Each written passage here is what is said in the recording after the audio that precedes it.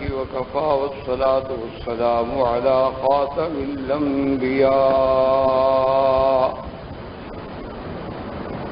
سيدنا وحبيبنا وشفيعنا محمد المصطفى وعلى آله المجتبى وأصحابه النجباء.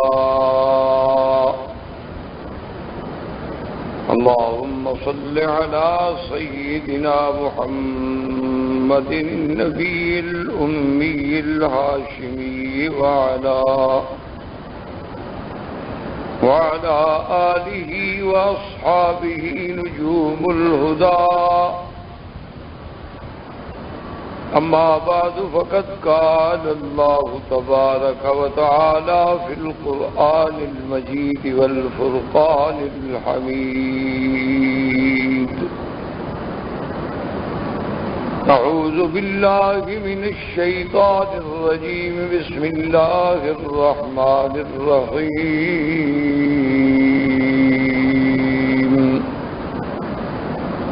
الحمد لله رب العالمين الرحمن الرحيم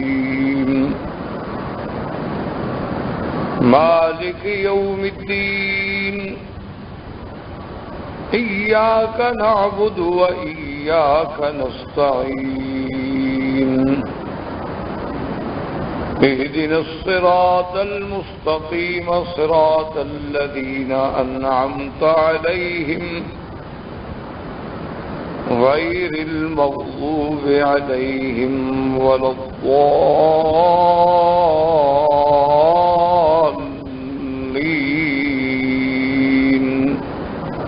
آمين. قال النبي صلى الله عليه وسلم: إنما بعثت معلما، أو كما قال رسول الله صلى الله عليه وسلم. صدق الله العلي العظيم وصدق رسوله النبي الكريم، ونحن على ذلك لمن الشاهدين ومن الشاكرين، والحمد لله رب العالمين. برادران اسلام، واجب الاحترام بزرگوں، بھائیوں، دوستوں، عزیز نوجوانوں، الحمدللہ سلسلہ تفسیر میں ہم نے تعوذ، تسمیہ اور سورۃ فاتحہ کے بارے میں کچھ باتیں عرض کی. میں نے سابقہ درس میں عرض کیا تھا کہ سورۃ الفاتحہ جو ہے یہ عظیم سورت ہے. ترتیب قرات میں قرآن کی سب سے پہلی سورت ہے. اسی طرح نماز کی ابتدا میں بھی سب سے پہلی سورت ہے،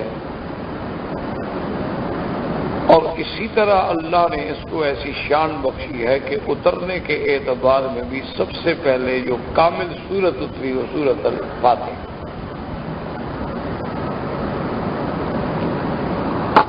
اور اسی کے ساتھ میں نے عرض کیا تھا کہ یہ سورۃ الفاتحہ جو ہے یہ فاتحہ بھی ہے، یہ وافیہ بھی ہے، یہ کافیہ بھی ہے، یہ شافیہ بھی ہے، یہ کنز بھی ہے، یہ ام المسئلہ بھی ہے، یہ افضل الدعاء بھی ہے. تو سورۃ الفاتحہ سبع المثانی بھی ہے. سورۃ الفاتحہ القرآن العظیم بھی ہے کہ سارے قرآن کا خلاصہ جو ہے وہ سورۃ الفاتحہ. اس کے لیے میں نے ایک مثال عرض کی تھی کہ جب آدمی درخواست لکھتا ہے تو اب اس میں دو چیزیں ہوتی ہیں، ایک کاتب ہوتا ہے، ایک مکتوب الیہ ہوتا ہے. ایک درخواست لکھنے والا، ایک جس کو درخواست لکھی گئی. پھر کیا ہوتا ہے کہ بھئی درخواست کس محکمے سے تعلق رکھتی ہے، تو آپ اس محکمے کو ریفر کریں گے. ایجوکیشن ہے، ہیلتھ ہے، فارن افیئرز ہیں، ڈیفینس ہے، کچھ ہے. تو ایک یہ ہو گیا کہ وہ محکمہ جس محکمے کو ہم نے درخواست دی. اور تیسرا درخواست میں کیا ہوتا ہے کہ بندہ درخواست دینے والے کو اپنا تعارف کراتا ہے کہ میں کون ہوں. جی میں آپ کا ہم وطن ہوں، میں بڑا لحاظ مند ہوں، میں جناب پڑھا لکھا آدمی ہوں، میں اس کام کے لیے بہت بڑا مستحق ہوں. یعنی اپنی باتیں لکھتا ہے. اور اسی طرح جس کو درخواست لکھ رہا ہے اس کے مناسب کا بھی لحاظ رکھتا ہے کہ جناب عالی اور آپ فلان اور آپ فلاں اور عالی مرتبت اور آپ غریبوں کی خدمت کرنے والے اور آپ نے جناب بڑا طالب العلموں کی عیادت کر رہے ہیں. یعنی آپ اس کے مناسب و القاب بھی لکھیں گے. پھر بنیادی چیز ہوتی ہے کہ درخواست کا مقصد کیا ہے. آپ ایسے درخواست لکھیں، تعریف کرتے ہیں، لیکن مقصد نہ لکھیں. بتا بھی آپ نے کیا لکھا ہے، میں کیا کروں. تو اب اسی لیے اب آپ دعا، اس لیے علماء نے فرمایا نا کہ افضل، سب سے افضل اور جامع دعا اگر ہے تو سورۃ فاتحہ.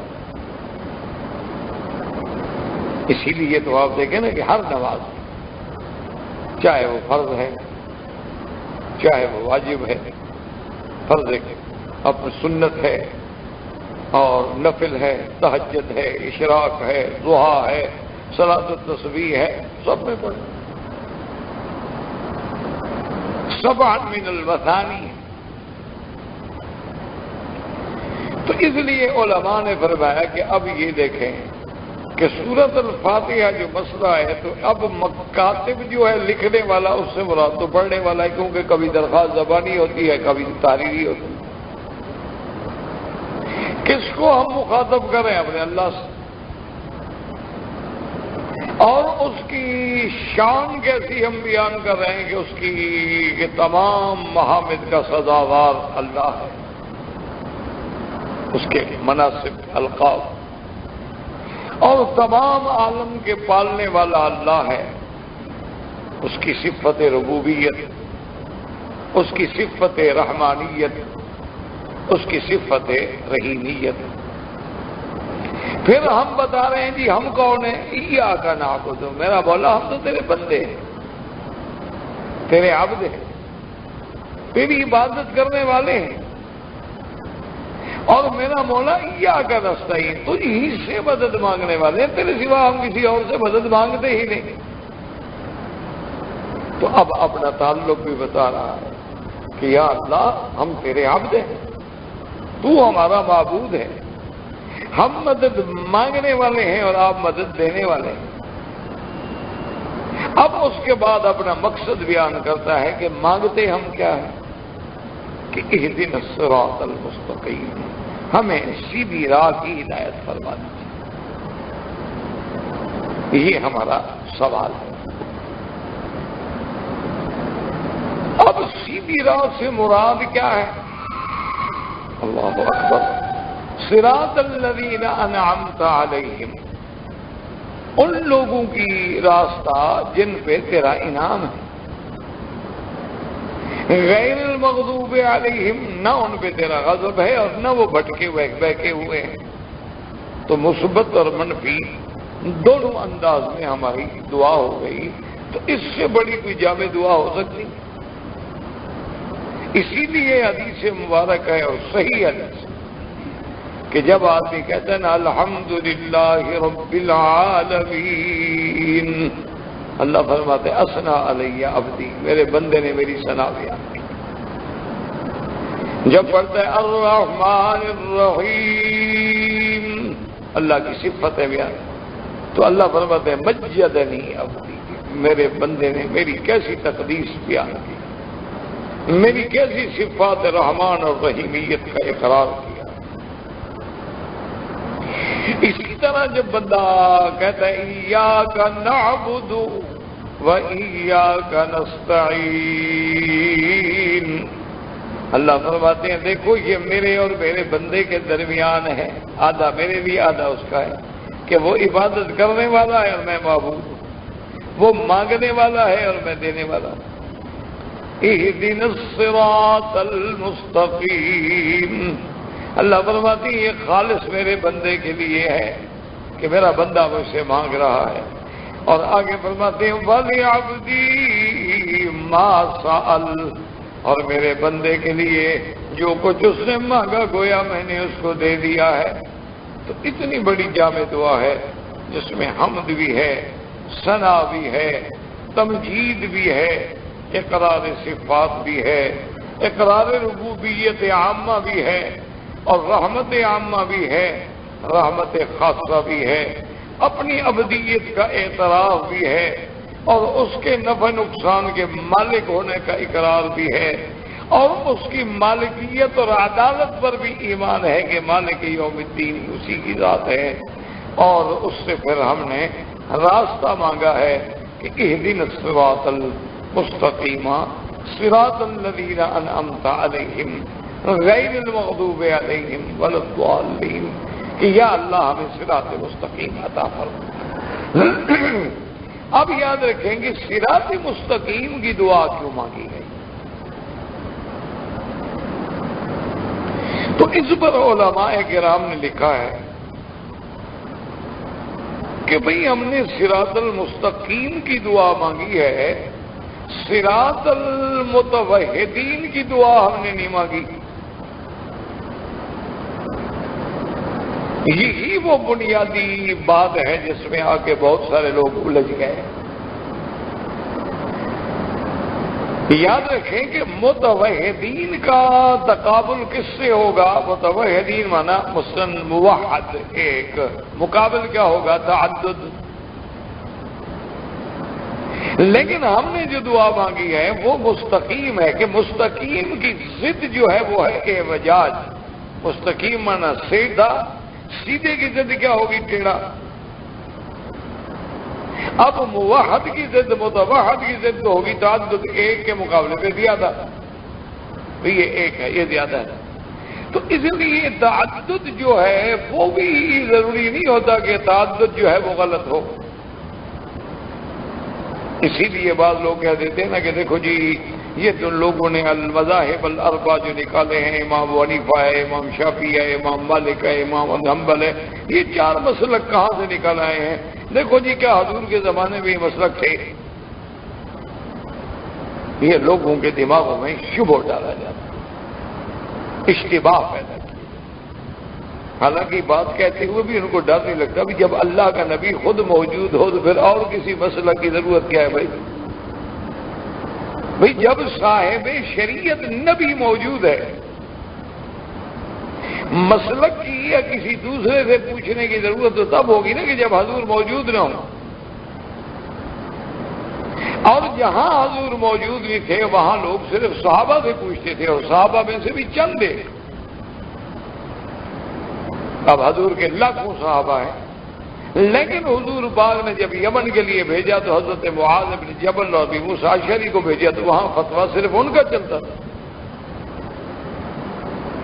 اسی طرح بڑے بڑے صحابہ جو ہیں زیادہ سے زیادہ، یعنی شیخ الاسلام ابن القیم رحمۃ اللہ علیہ نے لکھا ہے کہ اگر ہم زیادہ تحقیق کریں باریک بینی سے تو 149 صحابہ ہیں جن کا فتویٰ چلتا تھا،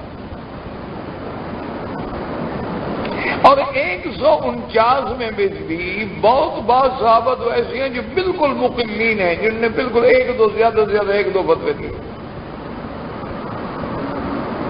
تو اس کا مطلب یہ ہے کہ اس وقت بھی یہ بات نہیں تھی کہ جو مرضی آئے جو چاہے آدمی اپنی عقل سے کر لے، لازماً وہ صحابہ سے رجوع کرتے تھے۔ تو حضور خود بیٹھے ہیں، اس کے بعد صحابہ ہیں۔ اب جوں جوں دور حضور سے دور ہوتا گیا، یہ تو بالکل بے عین ہی اسی طرح بات ہے جیسے آدمی کسی کو بے وقوف بنائے، اور وہ اگر آپ سے سوال کرے کہ جی جیسے کہتے ہیں نا کیا جی یہ 4 امام جو تھے حضور کے زمانے میں تھے، تو حضور کے زمانے میں تو بخاری مسلم بھی نہیں تھی، آپ کیسے اس پہ عمل کرتے ہیں؟ ہم اگر سوال کریں کہ حضور کے زمانے میں سیاستہ کی کتابیں تھیں، تو آپ کیا جواب دے سکتے ہیں؟ یہ تو بے وقوفوں والا جو سوال ہے۔ ہم یہ کہیں گے کہ سیاستہ کی کتابیں تو نہیں تھی لیکن حدیث تو تھی نا، فرمان رسول تو تھا نا، اس کو جمع کیا ہم نے سیاستہ کی شکل میں، امام بخاری، امام مسلم، امام نسائی نے۔ اسی طرح حضور کے زمانے میں یہ حکم موجود تھے، یہ مسائل موجود تھے، لیکن ان کو تفقہ کے اعتبار سے استنباط کیا ائمہ اربعہ نے۔ جیسے حدیث و حضور کی تھی، جمع کی محدثین نے، فرمان تو حضور کا تھا لیکن فقہ جو ہے وہ ائمہ اربعہ کی تھی کہ انہوں نے حضور کے اس فرمان کو سمجھ کے اس سے موتی نکال کے امت کے لیے پیش کر دیے۔ پر یہ تو بیوقوفی والی بات، اور تعدد کا ہونا جو ہے وہ گمراہی کی دلیل تو نہیں ہوتا۔ اچھا، اس کی مثلا مثال دیکھیں کہ بعض اوقات آپ نے دیکھا ہوگا بڑے بڑے شہروں میں، انڈیا میں، پاکستان میں، یورپ میں آپ جائیں تو سڑکیں جو ہوتی ہیں نا جی، تو اس سڑک پر یہ سڑک جو ہے یہ تو جناب جا رہی ہے، اس پہ تو جی بسیں چلیں گی۔ اچھا، اس کا ایک ٹریک مخصوص کر دیا جاتا ہے جی، اس پہ جو لوکل بس ہوتی ہے نا ان کی صرف وہ چلے گی، اور گاڑی نہیں آ سکتی۔ کیوں؟ اگر اور گاڑیاں آئیں گی تو پھر ٹریفک رک جائے گی، تو جو غریب لوکل بس پہ جانے والے ہیں وہ تو پھر گھنٹوں لگ جائیں گے۔ اچھا، ایک ٹریک جو ہے انہوں نے لوکل بس کے لیے مخصوص کر دیا، ایک ٹریک جو ہے اس پہ الیکٹرک ٹرام چل رہی ہے، وہ بجلی سے چل رہی ہے، جا رہی ہے، آ رہی ہے۔ ایک ٹریک جو ہے وہ عام گاڑیاں چل رہی ہیں۔ اچھا، ایک 7 فٹ پاتھ ہے، اس میں لوگ پیدل جا رہے ہیں، سڑک تو ایک ہے۔ اب کوئی یہ کہے کہ جناب یہ کہ یہ 4 لائنیں آپ نے کیسے بنا دی؟ یہ تو بے وقوفی، ایک لائن ہونی چاہیے تھی سڑک پہ۔ تو یہ کہنے والے کی بے وقوفی ہوگی۔ عقل والا کہے گا اللہ کے بندے، بس پہ بیٹھو گے تو منزل مقصود ادھر ہے، ٹرام پہ بیٹھو ادھر ہے، پیدل چلو ادھر ہے، یہ سارے راستے تو اسی طرف جا رہے ہیں۔ تو اسی طرح اگر ائمہ اربعہ ہیں تو ان کے ائمہ اربعہ کا معنی یہ نہیں ہے کہ وہ راستے مختلف یا مخالف ہیں، بلکہ وہ چاروں دروازے جب آپ داخل ہوں گے تو کہاں داخل ہوں گے؟ کتاب اللہ اور سنت رسول اللہ صلی اللہ علیہ وسلم۔ اس لیے لیکن یہاں جو لفظ ہے وہ ہے صراط مستقیم۔ مستقیم کی ضد کیا ہوتی ہے؟ اعوجاج، کہ اللہ ہمیں اس راستے کی ہدایت فرما دے جو بالکل سیدھا ہو، جس میں ٹیڑھا پن نہ ہو، کیونکہ ٹیڑھا پن آ گیا، کجی آ گئی تو پھر آدمی گمراہ ہو جاتا ہے۔ اس لیے ہم نے یہ دعا کی۔ اچھا، اور دعا کی اہدنا الصراط المستقیم، اس کا بدل آگے کیا آیا؟ صراط الذین انعمت علیہم، کہ ان لوگوں کا راستہ جو منعم علیہم، جن پہ تیرا انعام۔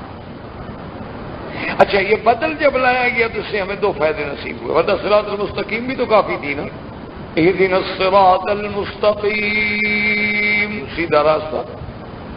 لیکن اللہ نے اس کی آگے وضاحت کر دی کہ صراط الذین انعمت علیہم، ان لوگوں کا راستہ جن پہ تیرا انعام ہے، جو منعم علیہم۔ اچھا، وہ لوگ کون ہیں جی منعم علیہم؟ دوسری جگہ جا کے قرآن نے بیان کیا، وَمَن يُطِعِ اللَّهَ وَالرَّسُولَ فَأُولَٰئِكَ مَعَ الَّذِينَ أَنْعَمَ اللَّهُ عَلَيْهِمْ مِنَ النَّبِيِّينَ وَالصِّدِّيقِينَ وَالشُّهَدَاءِ وَالصَّالِحِينَ وَحَسُنَ أُولَٰئِكَ رَفِيقًا۔ اللہ نے فرمایا منعم علیہم کون ہیں؟ نبیین ہیں، صدیقین ہیں، شہداء ہیں، صالحین ہیں۔ تو ان کا راستہ جو ہے یا اللہ ہمیں ان کا راستہ دکھا دے۔ اب اسی سے بات دیکھیں تو بدل لانے میں 2 فائدے ہوئے۔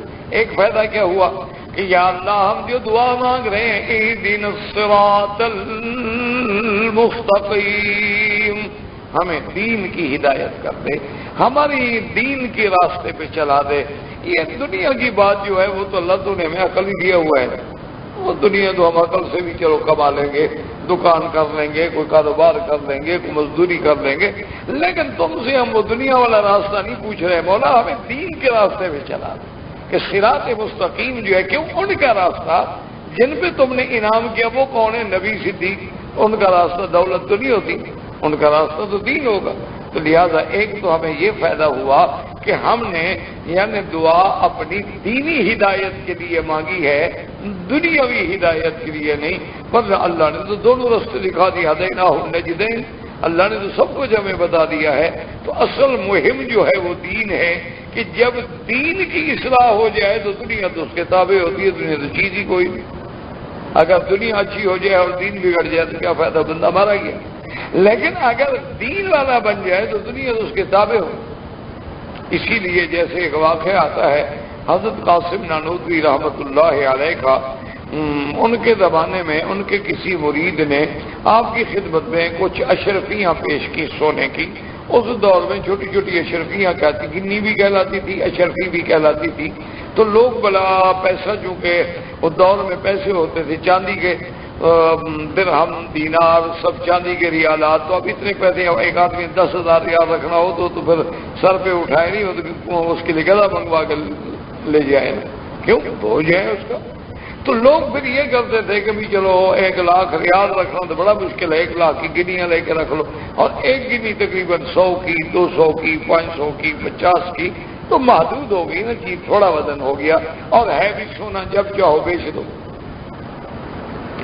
تو اس نے حضرت کی خدمت میں جا کے کچھ اشرفیاں پیش کی سونے کی، حضرت قبول فرمائے۔ حضرت فرمایا ابھی فقیر کو ضرورت نہیں۔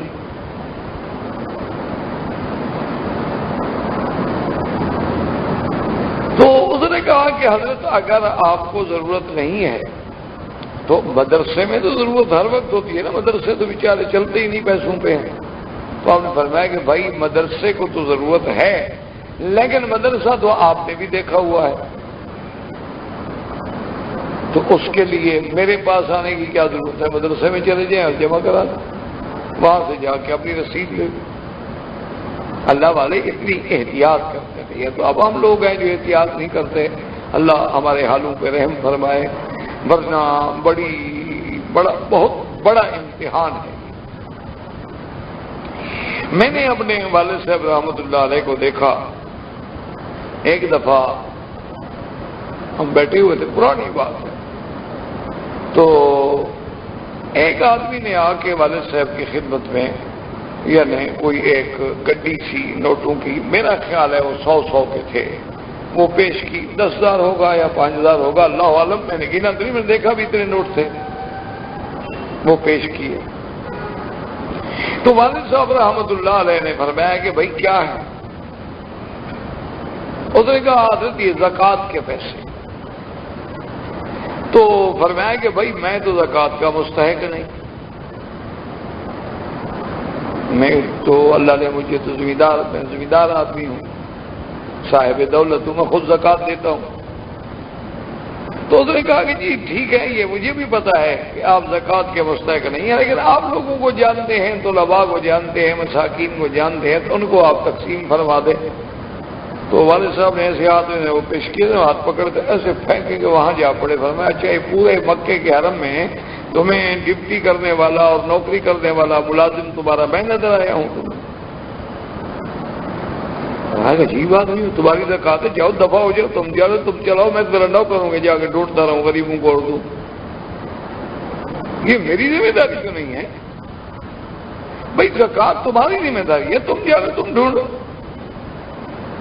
تو اللہ والے لوگ جو تھے حضرت، وہ تو اتنی احتیاط کرتے تھے، اور آج کل تو خیر احتیاط کا دور ہی ختم ہو گیا ہے نا۔ آج کل تو مولوی ماشاءاللہ 1 منٹ میں جناب زکوٰۃ کو صدقہ بنا دیں، صدقے کو زکوٰۃ بنا دیں، خرد کا نام جنوں رکھ دیا، جنوں کا نام خرد، جو چاہے تیرا حسن کرشمہ ساز کر۔ ایک ہمارے علاقے میں بھی سنا ہے، مولوی صاحب میں نے نہیں دیکھا، لوگ کہتے ہیں وہ زکوٰۃ نکالتا تھا، اور زکوٰۃ کیسے نکالتا کہ ایک گندم کی بوری میں 2.5 من کی گندم کی بوری ہوتی تھی، اس میں وہ اپنے زکوٰۃ کے 2,000 3,000 جو بنتے نا، وہ اس کو پلاسٹک کی تھیلی میں باندھ کے اس گندم کی بوری میں رکھ دیتے۔ مولوی ہے نا، خلاصت نکال رہا ہے۔ ایک غریب آدمی کو بلایا، بابا یہ زکوٰۃ کا مال ہے، لے جاؤ، یہ بوری میں جو کچھ ہے نا، یہ بوری بھی اور سب کچھ سب تمہارا ہے، زکوٰۃ کا مال ہے، بس جلدی کرو لے جاؤ۔ اب ایک بوڑھا آدمی، کمزور آدمی، اس کو 2.5 من کی بوری لے جاؤ، وہ کیا حالت ہے، میں کیسے لے جاؤں؟ بھی اس میں 2.5 من گندم ہے، کیسے میں اٹھا کے لے جاؤں؟ میں جا کے کچھ سواری کا بندوبست کرتا ہوں، لے جاتا ہوں، اچھا ٹھیک ہے بھائی تم سواری کا بندوبست کرو، کچھ کرو، میاں میری جان چھڑاؤ، بس یہ اس کے اندر جو کچھ ہے نا میں نے تم کو زکوٰۃ میں دیا۔ اس نے کہا جی ٹھیک۔ اب اس نے سوچا کہ بھائی جب وہ جانے لگا پھر بولا ذرا بھائی ادھر ادھر آؤ، دیکھو آج کل گندم کا کیا بھاؤ ہے؟ اس نے کہا جی 100 روپے من۔ تو بابا 2.5 من کے کتنے پیسے ہوئے؟ اس نے کہا جی 250 روپے۔ او بابا یہ 300 لے لو، یہ مجھے بیچ دو گندم، یہ میں نے تم کو دے دیا، اب تم مجھے بیچ دو۔ کہاں سے سواری لاؤ گے، اٹھاتے پھرو گے، تکلیف ہوگی، پریشانی ہوگی، اور پھر بھی وہ پتہ نہیں تمہیں 250 بھی پورے دیں گے یا نہیں دیں گے، میں تمہیں الٹا 50 بھی زیادہ دے رہا ہوں۔ وہ غریب کہتے ہیں یار جان چھوٹی، اٹھانے کا بھی جھگڑا ختم ہوا، اس سے 300 میں خرید کے پھر گھر رکھ لی، الحمدللہ حلال ہو گیا، میں نے زکوٰۃ ادا کر دی تھی نا، اب تو میں نے خریدا ہے۔ تو آج کل تو لوگ اس طرح بھی کرتے ہیں، انا للہ و انا الیہ راجعون۔ اچھا میں نے ایک بڑے بڑے لکھے آدمی کو دیکھا، وہ ہم مولویوں کا بھی استاد نکلا، ہم بھی کمی نہیں کرتے لیکن وہ ہمارا ہی کوئی استاد تھا۔ وہ جناب کیا کرے شریف آدمی، اچھا لاکھوں کا اکاؤنٹ اس کا، وہ یہ کرے جی کہ مسئلہ اس نے سمجھ رکھا تھا کہ بھی زکوٰۃ تب ادا ہوتی ہے جب مال پہ حولانِ حول ہو جائے، یعنی سال گزر جائے۔ ہم نے حساب کیا رمضان سے رمضان مثال، تو جب رمضان آئے گا تو زکوٰۃ ہم پر فرض ہو جائے گی۔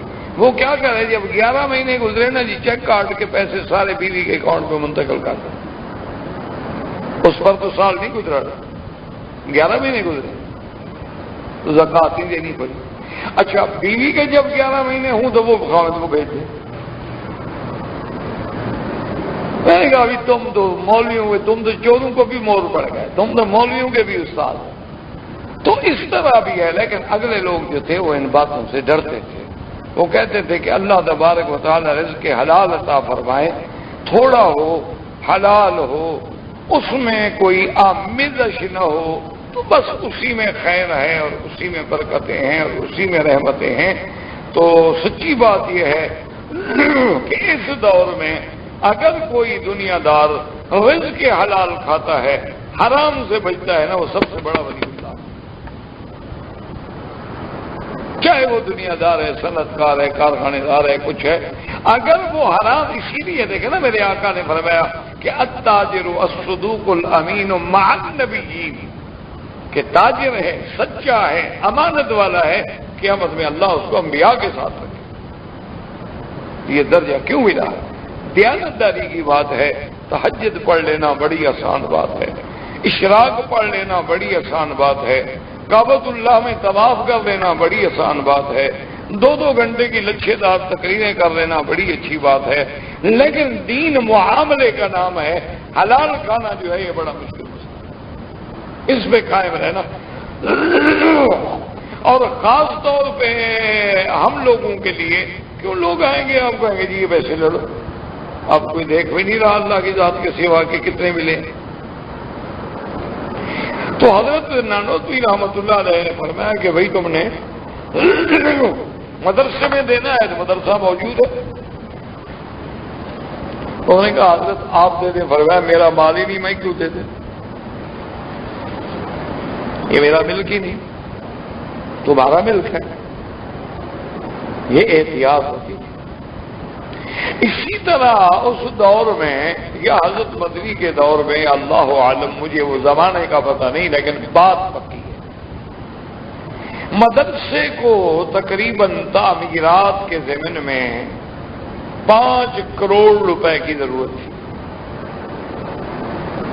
انہوں نے اشتہار لکھا یا اخبار میں دیا، اللہ عالم، بہرحال ایک سیٹھ نے اس وقت یعنی جب پڑھا وہ اشتہار ضرورت پڑی تو 5 کروڑ کے بارے میں اس نے پہلا 1 کروڑ کا چیک کاٹا اور 7 خط لکھا کہ جی باقی 4 کروڑ بھی میں دوں گا، آپ کسی سے نہ مانگیں، لیکن میری شرط یہ ہے کہ اب جو مدرسہ بنائیں گے نا آپ مہربانی کریں وہ کسی آرکیٹیکٹ کو بلائیں، کوئی نقشہ ہو، کوئی پلانے کو ہو، یہ آپ مولوی لوگ کرتے ہیں نا، کوئی عمارت یوں جا رہی ہے اور کوئی عمارت یوں جا رہی ہے اور کوئی کمرہ 4 بائی 4 میٹر کا ہے، کوئی 2 بائی 2 میٹر کا ہے، کوئی 2 بائی 3 میٹر کا ہے، نہ کوئی نقشہ ہے، نہ اس کی کوئی پلنگ ٹھیک ہے، نہ اس کا کوئی پانی کا نکاس ٹھیک ہے، تو اس کا نتیجہ یہ نکلتا ہے کہ مدرسے کو بعد میں مزید نقصان کا سامنا کرنا پڑتا ہے۔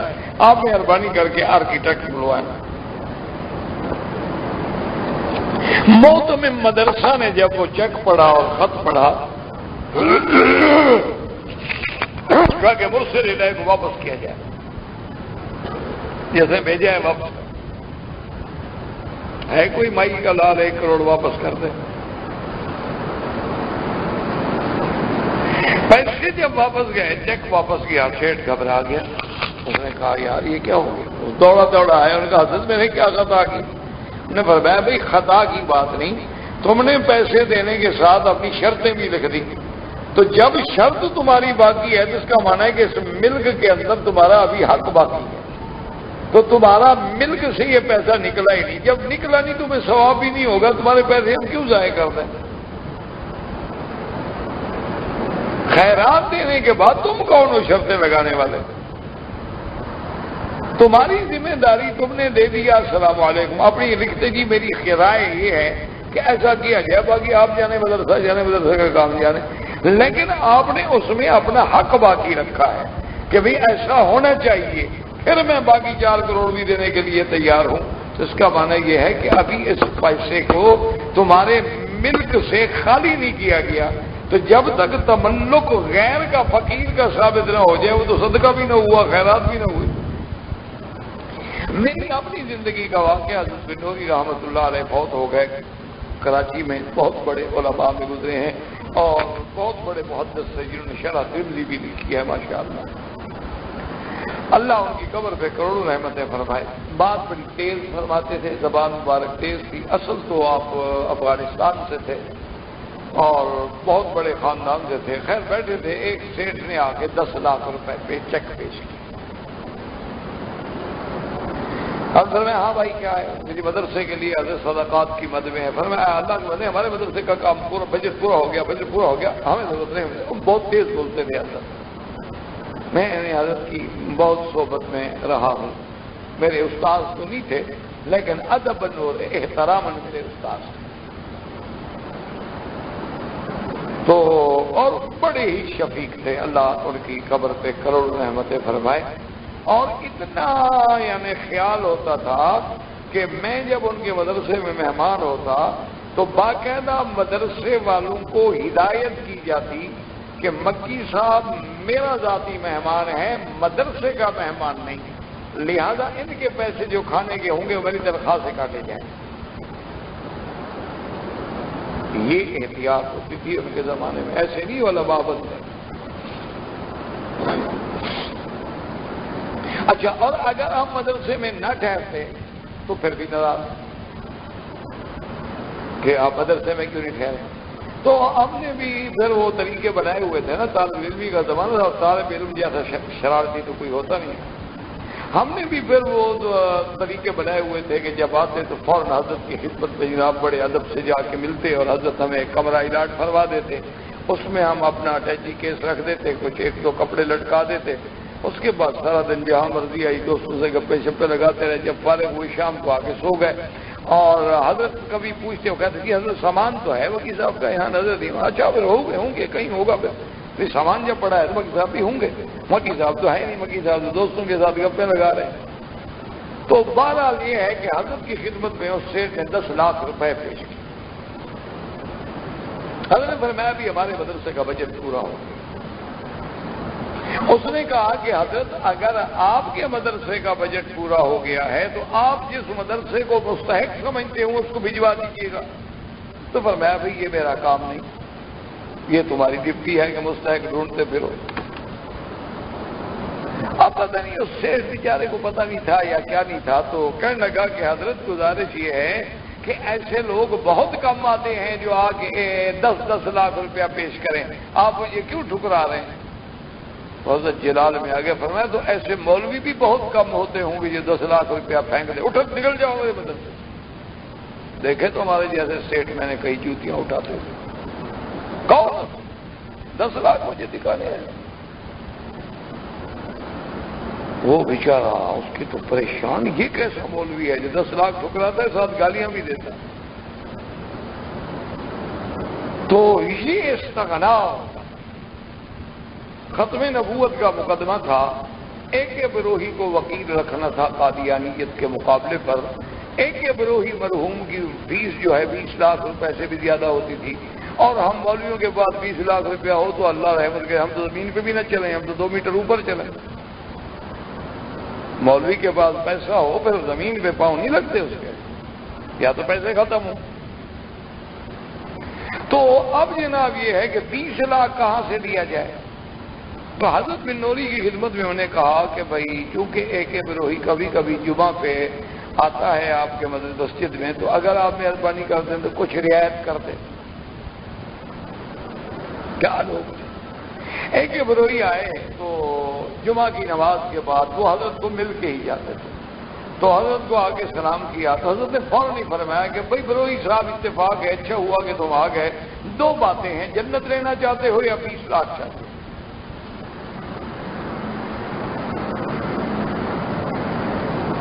اب اس نے کہا حضرت میں ایسا کچا سودا تو نہیں کرتا کہ جنت کو 20 لاکھ کے لیے چھوڑ دوں. میں تو خود وکیل آدمی ہوں، گھاٹے کا سودا تو میں کبھی نہیں کرتا، مجھے پھر جنت ہی چاہیے. انہوں نے کہا پھر یہ ختم نبوت کا مقدمہ خود لڑو. جب حضور صلی اللہ علیہ وسلم کی عزت کا مقدمہ لڑو گے تو حضور تمہارے لیے شفاعت نہیں کریں گے. تو انہوں نے کہا جی بالکل، میں یہ مقدمہ صرف نہیں لڑوں گا، فیس نہیں، اپنے کرائے سے جاؤں گا، اپنی ٹکٹ سے جاؤں گا، اپنے خرچے سے ہوٹل پہ رہوں گا اور یہ کیس لڑوں گا. صرف یہ نہیں کہ فیس بھی لوں گا، کرایہ بھی لوں گا. تو یہ لوگ تھے. دعا کریں اگلے وقتوں کے ہیں یہ لوگ، انہیں کچھ نہ کہو. اب ہم ان کے قصے تو کرتے ہیں لیکن وہ لوگ چلے گئے، ہمیں وہ نصیب نہیں ہوتے، ہمیں وہ ملتے نہیں ہیں کہ وہ لوگ کہاں ہیں اور کہاں گئے. یعنی آپ حیران ہوں گے، میں نے خود ضیاء الرحمن فاروقی صاحب کو ہانگ کانگ میں ایک کانفرنس میں اکٹھے ہوئے. تو میں رات کو جلسے تو وہاں ہانگ کانگ ہو یا یورپ ہو تو عام طور پہ عصر کو ختم ہو جاتے ہیں. چونکہ مسلمان دور دور سے آتے ہیں، 2 گھنٹے 4 گھنٹے کی ڈرائیو ہوتی ہے، اب لوگوں نے واپس بھی تو جانا ہے. تو ہم رات کو ایک سمندر کے کنارے پہ بیٹھے تھے. مرحوم فاروقی صاحب بھی تھے، قاری طیب قاسمی صاحب بھی تھے، دکتور سعید عنایت اللہ صاحب بھی تھے، عدنان بھی تھا، اور بھی کافی ساتھی تھے. تو فاروقی صاحب ہی مجھے پکڑ کے لے گئے کہ چلو باہر چلتے ہیں. میں نے کہا یار میری کوئی شوق نہیں ہے کہ سیر کرنے کا، نہیں کیا شوق کی کیا بات ہے، آپ ہمارے ساتھ چلیں. خیر بیٹھ گئے. میں نے کہا کہ مجھے سردی لگ رہی ہے بھائی، اب تو یہ سمندر کا کنارہ.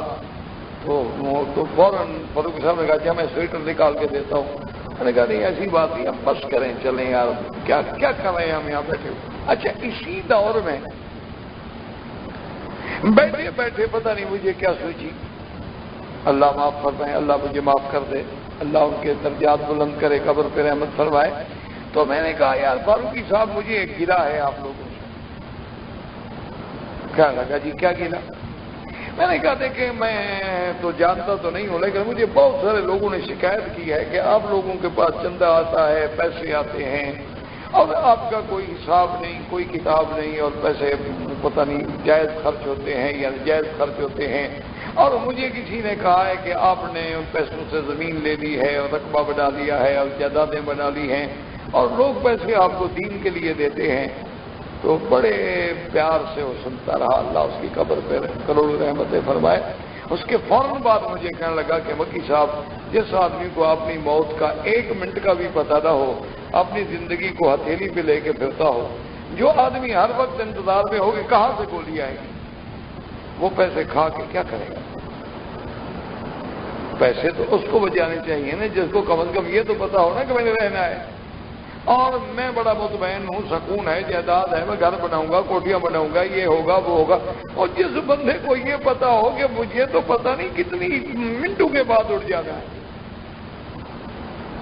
تو اس بندے کو پیسے کھانے کا کیا فائدہ ہوگا بھائی وکی صاحب؟ انہوں نے کہا یہ بالکل ہم پہ الزام ہے.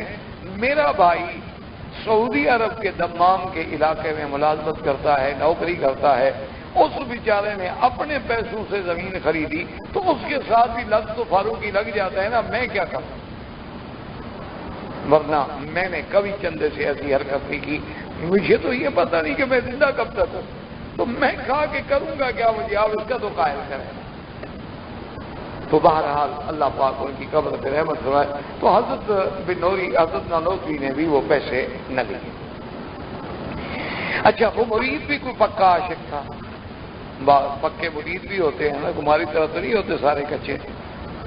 تو کوئی اس نے کیا کیا کہ جب حضرت نماز پڑھانے کے لیے مسجد گئے نا، اس نے جلدی سے وہ اپنا جو اشرفیاں تھیں نا حضرت کی جوتی کے اندر رکھ دی، جوتی کے اندر چھپا کے رکھی، حضرت کے پیچھے نماز پڑھی، جب حضرت نے سلام پھیرا بھاگ گیا، چلا گیا۔ حضرت نماز پڑھ کے جب مسجد سے نکلے تو سنت یہ ہے کہ جوتا پہننے سے پہلے ذرا اس کو ہلایا جائے تاکہ خدا نہ خواستہ اندر کوئی بچھو ہے، کوئی موذی کیڑا ہے، کوئی چیز ہے، تو احتیاط۔ حضرت نے جب ہلایا تو چھن چھن کر کے وہ ساری اشرفیاں باہر آ پڑی۔ تو حضرت کھڑے ہو گئے اور فرمایا کہ بھائی، یہ دنیا بھی بڑی عجیب چیز ہے، جو اس سے بھاگتا ہے اس کے پاؤں پڑتی ہے، اور جو اس کے پیچھے بھاگتا ہے اس کو بھگاتی ہی رہتی ہے، آگے ہی بھاگتی چلی جاتی ہے، اس کے قبضے میں نہیں آتی۔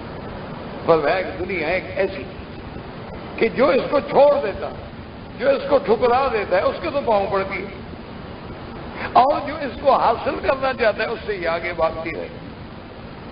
اس لیے ہم نے جو دعا مانگی اس کا تعلق دین سے تھا، اس کا تعلق دنیا سے نہیں تھا، کہ دنیا تو معمولی سی تھی، دنیا تو فانی تھی۔ اسی طرح آپ دیکھیں نا جی، بعض اوقات مثلا لوگ مولویوں پہ اعتراض کرتے ہیں، فلاں کرتے ہیں، لیکن آپ یہ بھی تو دیکھیں کہ جو لوگ الحمدللہ قرآن و حدیث پڑھا سکتے ہیں، تفسیریں پڑھا سکتے ہیں، جو نحو پڑھا سکتے ہیں، بلاغت پڑھا سکتے ہیں، معانی پڑھا سکتے ہیں، فلسفہ پڑھا سکتے ہیں، منطق و معقول پڑھا سکتے ہیں، وہ دکان پر بیٹھ کے پیسہ نہیں کما سکتے ہیں؟ تم سے عقل کم ہے ان کا؟ اگر وہ بزنس کرنا چاہے پاگل ہو گئے۔ اچھا، پھر ان کی نوکری 24 گھنٹے کی نوکری ہے، سردی ہے، گرمی ہے، مسجد آنا ہے، نماز پڑھنی ہے یا پڑھانی ہے۔ تم تو ذرا موسم چینج ہوا، تم نے کہا آج ذرا ویدر ٹھیک نہیں ہے، ابھی گھر پڑھ لو، آج تو ذرا سر بھاری لگ رہا ہے، ذرا بس تھوڑا ریسٹ کر لیتے۔ لیکن مولوی بیچارے نے تو ہر حال میں مسجد جانا ہے، آذان دینی ہے، نماز پڑھانی ہے، امام نہیں جائے گا نماز کہتے ہو۔ تو جو اچھا پھر مدرسہ ہے تو صبح ہے، رات ہے، شام ہے، بیٹھے ہیں، تو جو 24 گھنٹے کا ملازم ہے اس کے بھی تو کچھ حقوق ہوں گے نا، صرف اعتراض کی نظر سے تو نہ دیکھا جائے۔ اس لیے ہمارا ایک مقصد متعین ہو گیا کہ صراط الذین انعمت علیہم، ہماری دعا دین کے لیے ہے، دنیا کے لیے ایک۔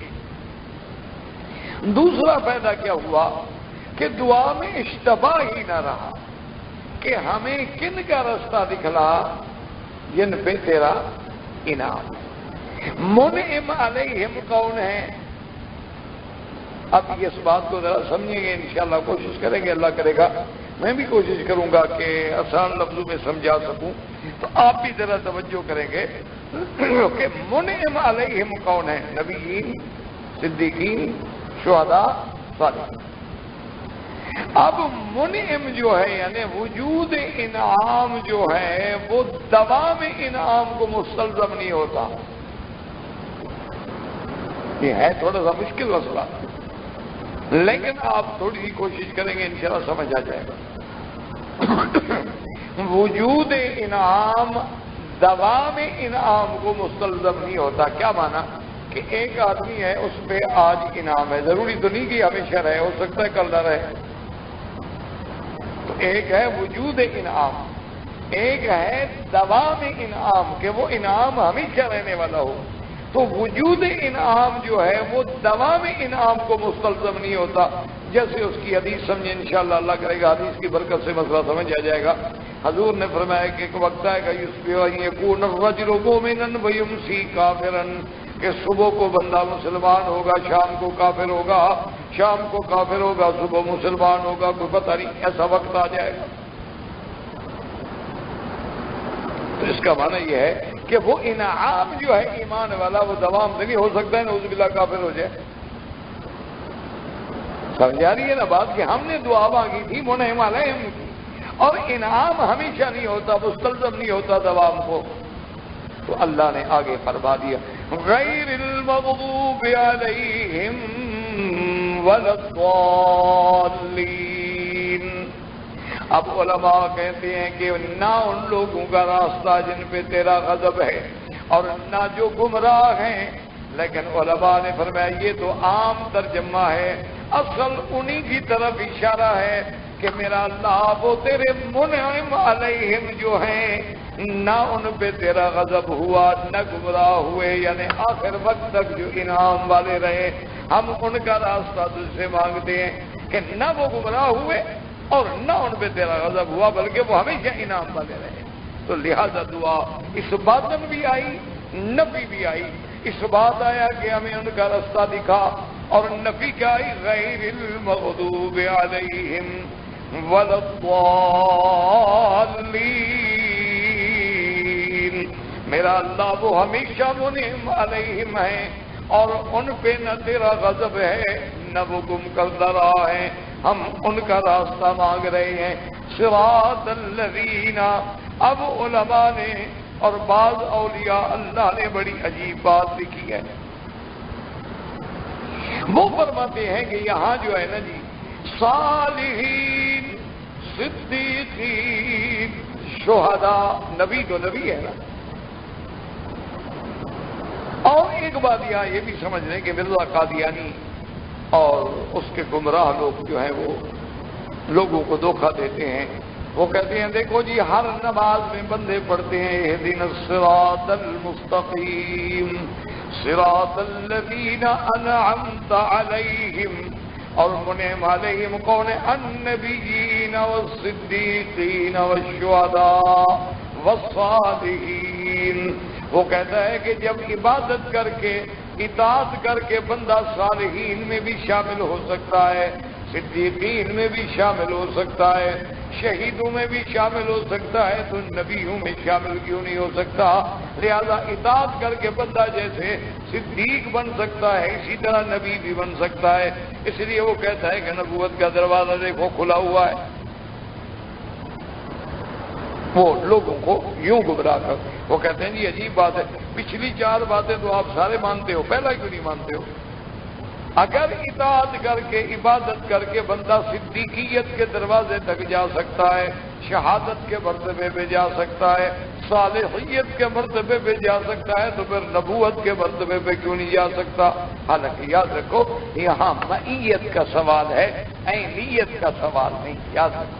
ایک ہے عینیت، کیا مانا کہ مجھے نبی بنا دو نعوذ باللہ، ایک ہے مجھے نبی کی معیت نصیب کر دو، جیسے حضور کے خادم صوبان مولا رسول اللہ صلی اللہ علیہ وسلم، حضور کے خادم ہیں اور حضور کے عاشق ہیں۔ ایک دن حضور کی خدمت میں آئے اور آپ کا چہرہ غم سے اترا ہوا ہے، پریشان ہے، غمگین ہے، محزون ہے۔ حضور نے فرمایا معافک یا صوبان، تمہیں کیا ہو گیا ہے؟ صوبان نے عرض کیا کہ یا رسول اللہ آپ جانتی ہیں مجھے آپ کے ساتھ کتنی محبت ہے، اور جب میں اپنے گھر میں جاتا ہوں مجھے فوراً پھر آپ کے دیدار کا جذبہ آتا ہے تو دوڑ کے آ جاتا ہوں، لیکن چند دنوں سے میں سوچ رہا ہوں کہ دنیا میں جب مجھے تڑپ ہوتی ہے، عشق ہوتا ہے، محبت ہوتی ہے، میں حضور کی زیارت کر لیتا ہوں، لیکن میرے آقا جب آپ جنت میں جائیں گے آپ کا درجہ تو خدا جانے سب سے اونچا ہوگا اور ہمارا درجہ جو ہے لازماً آپ سے نیچے ہوگا، تو وہاں اگر ہم آپ کو نہ دیکھیں گے تو بھی زندگی کیسے گزرے گی؟ میرے لیے تو جنت میں رہنا بھی مشکل ہو جائے گا، جس جنت میں مجھے حضور کا دیدار نہ ملے، ایسی جنت کا فائدہ۔ تو حضور پاک نے یہ آیت نازل ہوئی، آپ نے فرمایا کہ غم نہ کرو، المرء مع من احب، بندہ جس سے محبت کرتا ہے اس کے ساتھ اللہ اس کو ملائیں گے۔ اللہ نے فرما دیا کہ ان کو بھی قیامت میں معیت نصیب ہوگی۔ تو یہ معیت کی دعا ہے، عینیت کی دعا نہیں۔ کیوں؟ اگر اطاعت سے کوئی بندہ نبی بن سکتا ہے تو صحابہ سے بڑی اطاعت کرنے والا کون ہے؟ جن کی اطاعت کا اللہ خود گواہ ہے، جن کے ایمان کا اللہ خود گواہ ہے، پھر تو سارے صحابہ نبی بن جائیں۔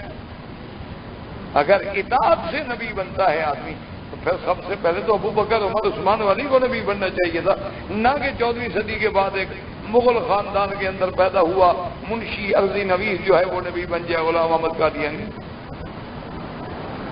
یہ خود پہلے ارضی نویس تھا، درخواست سے لکھتا تھا کورٹ کے باہر بیٹھ۔ تو یعنی ابتداء کام جھوٹ سے شروع کیا اس نے۔ نبی دیکھیں کیسا نبی بنا ہے۔ ارضی نویس بھی کبھی سچ لکھتے ہیں، طلاق نامہ لکھواؤ نا 3 طلاقیں خود رکھ دیتے ہیں، دینے والا ایک دے وہ 3 لکھیں۔ وہ کہتے ہیں کیوں؟ کہتے ہیں جی ہم نے پیسے جو لیے ہیں کام تو پکا کرے نا، اس کا ہمیشہ کے لیے ٹنٹا ختم کرے نا، جان چھوٹے ایک سے تو رجوع ہو جائے گا۔ تو اس لیے ہمیشہ یاد رکھیں کہ بھائی اے اطاعت۔ تو اب جناب غور کریں کہ منعم علیہم میں بڑی عجیب بات کی اللہ کے اولیاء نے، کیا بات؟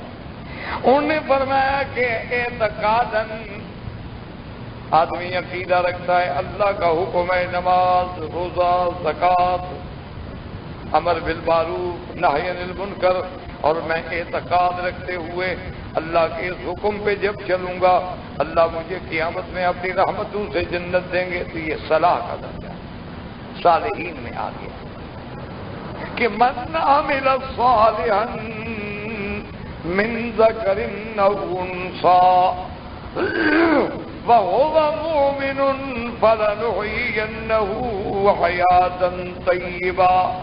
ان علماء نے کہا کہ اگر آدمی اعتقاد رکھتے ہوئے یعنی کہ بھئی یہ اللہ کا حکم ہے نماز، اللہ کا حکم ہے روزہ، اللہ کا حکم ہے زکوٰۃ، اور جب میں اللہ کے حکم پورے کروں گا تو اللہ مجھے جنت دیں گے، یہ صالحیت کا مقام۔ اچھا، اب صلاح کے بعد جب اس اعتقاد کے بعد مشاہدے کی بات آ جائے کہ چیز سامنے ہے۔ ایک آدمی نے مجھے کہا مثلا کہ ٹیپ ریکارڈر ہے، وہ ریکارڈ کرتا ہے، اب میں اس کو دیکھ رہا ہوں، لازمی باتیں سننے سے تو مشاہدہ زیادہ قوی ہو گیا نا۔ تو یہ شہداء کا درجہ ہے، اس لیے شہید کو شہید کیوں کہتے ہیں کہ گویا وہ اپنے سارے مدارج جو ہے اللہ اس کو دکھا دیتے ہیں، اللہ اس کے مناظر دکھا دیتے ہیں، اور ان کی ارواح جو ہے وہ جنتوں میں سیریں کر رہی ہوتی ہیں، اور بعد میں اپنی جان قربان کر کے وہ اس بات کی شہادت دیتا ہے کہ اللہ کا دین حق ہے، اس لیے وہ شہداء کے درجے میں آ گئے۔ اچھا، اب مشاہدے سے بھی زیادہ یقین بڑھ جائے تو یہ صدیقیت کا مقام ہے۔ اب یاد رکھیں کہ تمام صحابہ جو ہیں وہ صدیق ہیں۔ ایک بات یاد رکھنا، صرف صدیق حضرت ابو بکر صدیق نہیں، ابو بکر تو صدیق اکبر ہے۔ تمام صحابہ جو ہیں کلہم صدوق عدول، میرے مدنی کے تمام صحابہ صدیق ہیں، تمام صحابہ عادل ہیں، اور تمام صحابہ معیار حق ہیں، اور تمام صحابہ مدار حق ہیں۔ کیوں؟ یاد رکھیں کہ ایک اصول ہے، اب ہمارے علاقے میں آپ دیکھیں نا جی کہ دریائے سندھ جو ہے وہ اوپر سے آ رہا ہے، اس کا پانی پہلے اٹک میں آتا ہے، اٹک کے بعد چلتے چلتے چلتے چلتے وہ جناب وہ سندھ میں جا کے پہنچتا ہے۔ اگر اٹک میں ہی پانی نہ پہنچے تو سندھ میں کیا پہنچے گا؟ ایک اصولی بات ہے نا کہ دریا جو ہے وہ آ رہا ہے اوپر، اس کا پہلا مقام جو ہے وہ مثلا صوبہ سرحد ہے، صوبہ سرحد سے وہ پنجاب میں آتا ہے، پنجاب میں چلتے چلتے چلتے چلتے وہ کوٹ مٹن کراس کرتے کرتے پھر صوبہ سندھ میں پہنچتا ہے۔ اگر وہ پانی پنجاب میں نہ پہنچے تو سندھ میں کیسے پہنچے گا؟ تو اگر اللہ کے نبی کا دین صحابہ ہی میں نہیں پہنچا ہے تو آگے کیسے پہنچے گا؟ کوئی عقل کی بات ہے۔ تو اس لیے ہمیشہ یاد رکھیں کہ صحابہ جو ہیں وہ معیار حق ہیں، صحابہ جو ہیں وہ مدار حق ہیں، صحابہ جو ہیں وہ ایمان کا نمونہ ہیں، صحابہ جو ہیں وہ اسلام کا ماڈل ہیں کہ آمنو کما آمن الناس، ایسے ایمان لے آؤ جیسے صحابہ ایمان لائے۔ وہ نمونہ ہے محمد مصطفیٰ صلی اللہ علیہ وآلہ آلہ وصحبہ وسلم تسلیما کثیرا کثیرا کا۔ اب وہ مقام ہے صدیقیت۔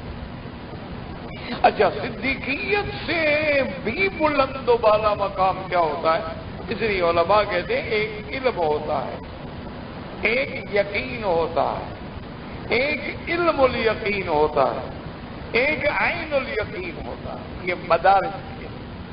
یہ مدارج جو مقامات ہیں کہ جیسے کہ حضرت ابراہیم علیہ السلام نے سوال کیا رب ارنی کیف تحیی الموتى قال اولم تؤمن قال بلى ولكن ليطمئن قلبي. حضرت ابراہیم صلی اللہ میاں مجھے آپ یہ تو دکھلا دیں کہ آپ مردوں کو زندہ کیسے کریں. حضرت فرمایا ابراہیم کیا تمہارا ایمان نہیں ہے؟ یا اللہ میرا تو ایمان ہے آپ مردوں کو زندہ کرتے ہیں. میں اس کیفیت کو آنکھوں سے دیکھنا چاہتا ہوں تاکہ میرا یقین قلبی جو ہے وہ اور زیادہ بڑھ جائے. اس لیے علماء نے فرمایا کہ اللہ نے سارا اسی صورت میں ذکر آ گیا. صراط المستقیم کے لفظ میں آ گیا کہ صراط المستقیم سے مراد کون ہے؟ صراط الذین انعمت علیہم. اور انعمت علیہم کون ہے؟ النبیین والصدیقین والشہداء والصالحین وحسن اولئک رفیقا ذالک الفضل من اللہ. یہ اللہ کا فضل ہے اور اللہ کی نعمت ہے. تو اس لیے ہمیں یاد رکھیں کہ ایسی صورت مبارک میں ایسی جامع دعا آ گئی. اچھا اب جب دعا آ گئی ان کی ہم نے معیت مانگی تو معیت تو ہمیں تب نصیب ہوگی جب ہم ان جیسی اخلاق ان جیسے عادات، کیونکہ یہ تو قاعدہ ہے نا جی جو جس سے محبت کرے گا جس کے ساتھ تعلق ہوگا. اب آپ دیکھیں نا جی کہ بعض دوستوں کا تعلق ہوتا ہے وہ کوشش کرتے ہیں کہ بھئی ہمارے شکل ایک جیسی ہو، ہمارا ڈریس ایک جیسا ہو، ہم کھانا اکٹھے کھائیں، ہماری چائس مشترکہ ہو اور ہمارا کھیلنا بیٹھنا اٹھنا. تو جب ہم اتنے بڑے گروہ کی معیت اللہ سے مانگ رہے ہیں کہ اللہ ہمیں انبیاء کی معیت نصیب فرما، صدیقین کی معیت نصیب فرما، شہداء اور صالحین کی معیت نصیب فرما، تو لازمی بات ہے کہ ان جیسے اتباع کر کے ہم اخلاق پیدا کریں گے تو ان کی ہمیں معیت نصیب ہوگی. تو اس لیے ہمیں اس مسئلے کو بھی سمجھیں. ایک ہے خلق اور ایک ہے خلق. یاد رکھیں خلق بفتح الخاء، اگر خاء پہ فتح زبر لگا دیں تو پڑھیں گے خلق، اور اگر پیش لگا دیں ضمہ لگا دیں گے پڑھیں گے خلق. خلق تو ہوتا ہے انسان کی یہ ظاہری صفات کہ اللہ نے بندے کو پیدا کیا، خلقہ، اللہ نے مخلوق کو پیدا کیا. جیسے ما غرک بربک الکریم الذی خلقک فسواک فعدلک فی ای صورت ما شاء رکبک. یہ تو ہے خلق کہ کسی کو لمبا بنایا، کسی کو درمیانہ بنایا، کسی کو چھوٹا بنایا، کسی کو گورا بنایا، کسی کو کالا بنایا، کسی کو خوبصورت بنایا، کسی کو بدصورت بنایا. یہ تو ہے خلق. اور جو مخفی صفات ہیں وہ ہے خلق. یہ جو جسد سے تعلق رکھتا ہے بدن سے، یہ خلق ہے. اچھا اب یاد رکھیں کہ یہ خلق جو ہے اس کا بدلنا تو ہمارے بس میں نہیں. اب ایک آدمی کا لمبا قد ہے، چھوٹا کیسے کریں گے؟ کاٹ دیں گے. اچھا چھوٹا قد ہے تو لمبا کیسے کریں گے؟ رسے کے ساتھ اٹکاتے رہیں گے اس کو تو کہیں لمبا ہو جائے گا. بدصورت ہے، لاکھ کریمیں لگائیں جناب، لاکھ میکس لگوائیں، لاکھ اس کو جناب تبت سنو کے رگڑے لگوائیں، وہ وہی رہے گا جو ہے، کچھ بھی نہیں ہوگا. اچھا گورا ہے گورا ہے، کالا ہے کالا. اللہ کی قدرت ہے، جیسے اللہ نے پیدا کیا یہ تو اس کی تبدیلی تو ہمارے پاس میں ہے ہی. اب ہے خلق. خلق کیا معنی؟ اس کی عادات صفات مخفیہ. یہ خلق کی تبدیلی جو ہے کیا یہ ممکن ہے یا نہیں؟